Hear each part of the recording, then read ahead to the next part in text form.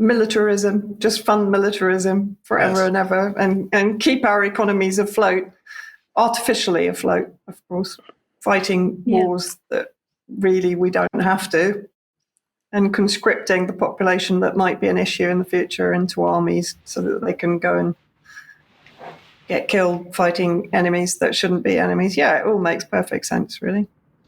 Yeah. I don't know if any of you saw last week,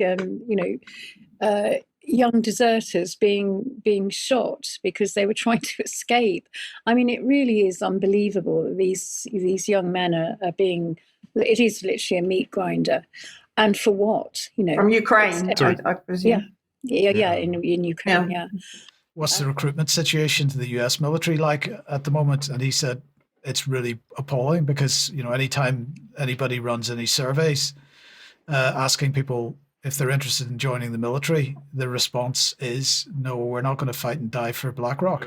And Raspberry Bootroot in the chat box is saying, is BlackRock a nation state? Has it a flag? Well, no, it's not a nation state. And of course, no, it doesn't have a flag, but it owns nation states. It owns Ukraine effectively at this stage. It pretty much owns Britain and the United States probably as well. So, have you made your application for BritCard yet then? I haven't quite finished it. To suggest that all of this architecture can be underpinned by even now nearly 300 competing organisations, even if you thought it was a good idea, it is still a recipe for total disaster. So no, I can't see that I'll be running for the application form. I don't think I'll be queuing up for it or running. Really probably too late, Sandy. They probably pinged your details straight into it from Home Bargains. Well, yeah, I'll be first against them all, really. So I don't know. Yeah, I mean, the whole thing is. I mean, the British have always been opposed to, as you say, the papers. It does always smack of Nazi Germany, and but. I was always amazed at how people actually followed the arrows during COVID. So what chance have we got? I don't know.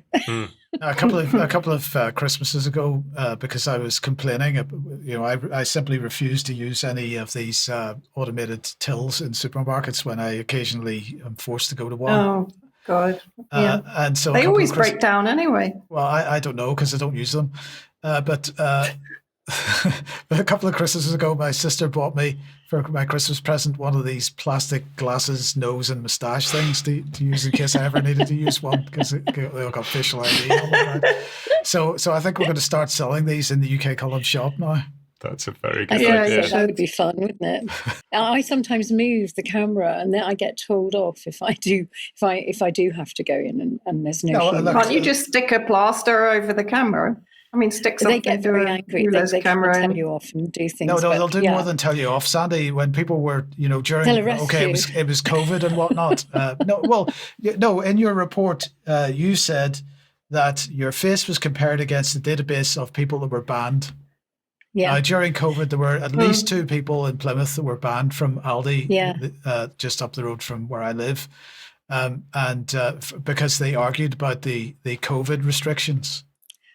Right, so they were just arguing about it. Well, they weren't threatening anybody, but they were banned. Even in my local co-op, where they have humans, the other day they were wearing body cams. So it's almost like you can't get away from it. It's yeah. A lot of supermarkets are wearing the till operators are wearing body cams. Yeah, and they say it's for protection. It's for your own safety. All sorts of spurious reasons, but we haven't needed that before. We know what it's for.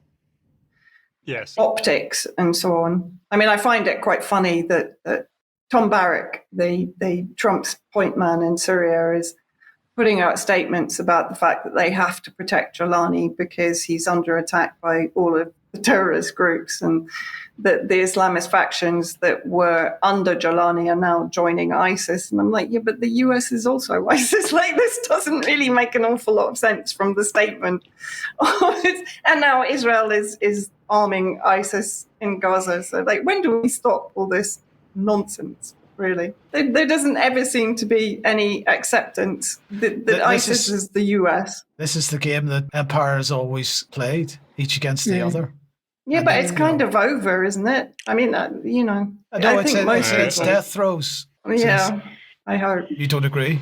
Well, I think the problem is that there's always a new audience, and well, yeah, that's true. And so you just, you don't need to rehash or tweak things to any great degree to give people the impression that something's completely new. You can guarantee that a publication such as the Daily Mail will have, front page, you're going to die of measles, coffee is good for you. Next page, get the jab, coffee is bad for you. Third page, coffee is good for you again, but only if you've got the measles jab. And so you just, you just, this thing just pops up in front of you. And lo and behold, you've completely forgotten where Russia even is, let alone the fact that they've got hypersonic missiles or whatever. And then you come back to it and the situation's changed. Right. And I was just musing there when we were talking about biometrics and digital ID and stuff like that. And remembering what life was like before 9/11, where things were, traveling was a joy, it was okay, and how there's a whole generation that can't imagine what life was like before all this nonsense, and to them it's kind of normalized, and that's the worry, isn't it? Because all of us are getting older and older. They want to remember how life was and how free we were. Yeah, this generation won't know that.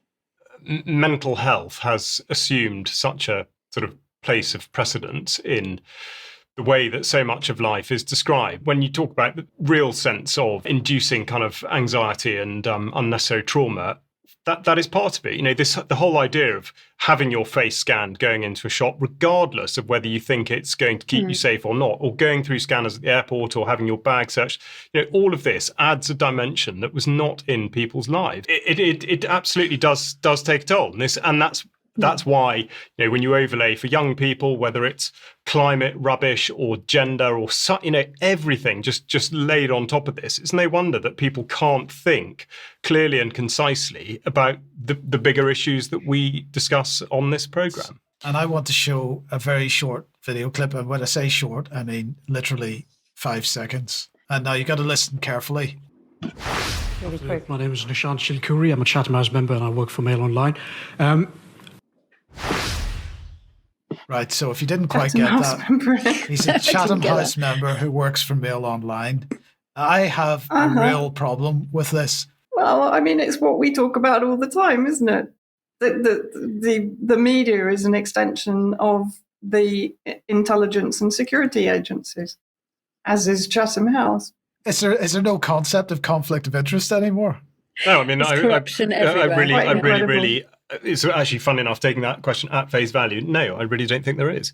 I mean, we sometimes do the political appointments. Poppy Gustafsson went directly from Dark Trace into the House of Lords in order to be Minister for Digital. At the time that Dark Trace was assuming control of all the so-called cybersecurity contracts for the government, and she was remaining on the board of Dark Trace. So not only an absolutely enormous conflict of interest, but also it wasn't even listed on her register of interest in the House of Lords. So no, I mean, same thing with Valance, same thing with Nick Carter, with Ollie Robbins. Yeah, exactly. The whole Ollie Robbins, the Goldman Sachs connection. The MHRA or Ofcom. I mean, they are specifically set up to be funded by the people whose homework they're supposed to mark. There's no moral code. There's no moral code in politics anymore. And I remember the days when, if a politician stepped out of line, they would be sacked. You look at Profumo and you look at Jeremy Thorpe and people like that. They stepped out of line and they were sacked. And it doesn't happen now. It doesn't. In fact, the worse you are, the more you're actually promoted and applauded. It seems to me, the more corrupt you are, and I just don't get it. I just find it. Why do we put up with it? I suppose as well. And the same in these enormous corporations that get given endless pots of cash, our money from government. If they fail, the government are now saying they're imposing measures that mean that water company bosses may not receive bonuses if their company has not met certain targets or all the rest of it. Well, yeah, right. We'll see. We'll see about that. You know, they will simply do it by some other means. Okay, well, look, let's leave it there for today. Vanessa, Sandy, Charles, thank you very much. Thanks to everybody that's watched. Enjoy Germ tonight. Do watch it. And Brian's interview tomorrow. We'll see you on Friday, 1 p.m. See you then. Bye-bye. Bye-bye. Bye-bye. Bye-bye. Right.